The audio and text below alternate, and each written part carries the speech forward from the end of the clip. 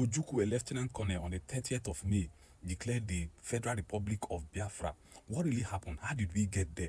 In 1966, there was a coup that was adjudged to be an Igbo coup, though not an Igbo coup because a lot of other regions participated in that coup. That coup brought in Major General Aguiyi Ironsin to become the head of state. On July of 1966, there was a counter coup. Before the coup, a lot of Igbos in the north were massacred, which led to that coup. And after the coup, Yakubu Gowon took over as the head of state. Then, crisis began to brew. There was crisis in the country in 1966 July. So, because of this crisis, owing to the fact that a lot of Igbos were pied in the north, then they decided to have a meeting to unite the country and bring back lasting peace. The first meeting was scheduled to hold in Benin City, which is current day Edo State. So at that meeting, they invited Gowon and also invited Chukwuemeka Odumegu Ojukwu, then a lieutenant colonel. When they arrived at the meeting, due to the presence of military men looking as if that was an orchestrated event, Ojukwu didn't say anything, and after the meeting, he left. There was no reasonable agreement that was reached. Then, that same 1966, another meeting was also called the same Benin City. Ojukwu said he was not going to attend. Rather, they will use a neutral venue or a neutral ground. So the meeting was now scheduled to hold in Aburi on the 4th and 5th of January 1967.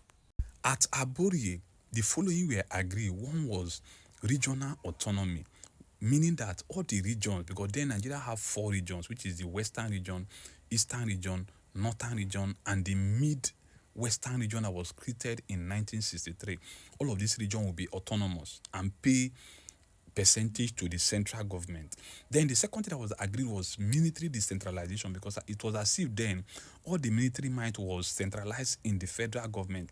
Number 3 was protection of all Nigerians, because most of the Igbos were being pied in the north. The number 4 was non-use of force to settle dispute, which indirectly means referendum, meaning that anytime you disagree with each other, referendum should be conducted. Now, when they came back, this meeting was held between 4th to 5th of January 1967. When they came back, there was now a different interpretation of this meeting. According to Lieutenant Colonel Chukwuemeka Odumegu Ojukwu, what was agreed was confederation. Confederation was a system of government where every region is allowed to extensively develop on their own while paying some percentage to the federal government.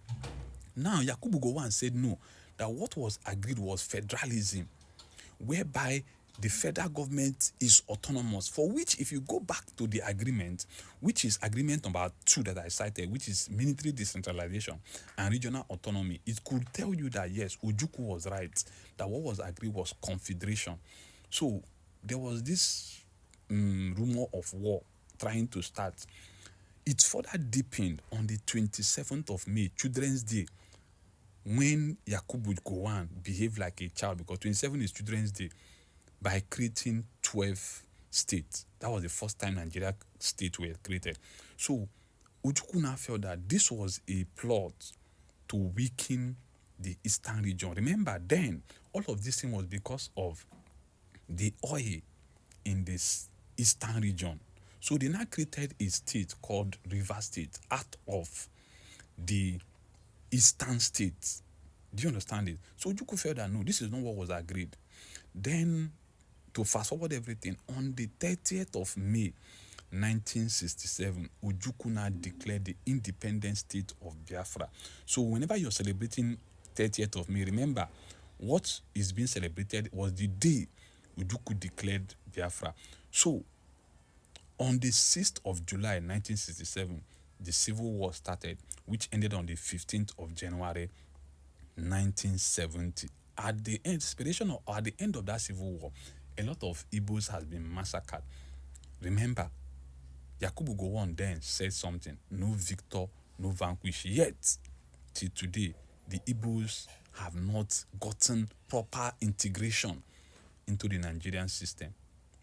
That's why from then till today, the Igbos have been marginalized to a reasonable extent.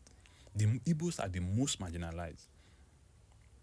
Yet, the resources that is used to make Nigeria function come from the then eastern region, which is now in the south-south geopolitical zone.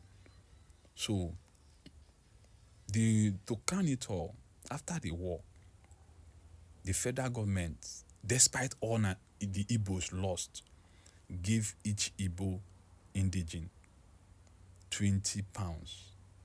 Despite what you have, even if you have a house, mansion, every millions, they only give you 20 pounds. To further show that the Igbos are the most detribalized, after the Civil War, which is the Biafra War, the Igbos spread out. They went back to their businesses, travel out. Go and check, there's no place you go, you not see an Igbo man. But yet, other people from other regions, to date, you hardly see them having functional standard business in the southeast. But the Igbos have since moved on, establishing businesses in other regions of the country. So it pains me that all of this is happening. And today, being 30th of May 2026, we are still where we are. The Igbos are still marginalized.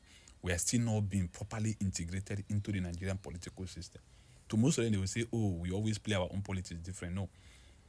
Nigerians, Igbos have always sacrificed. What has been the sacrifice of other people?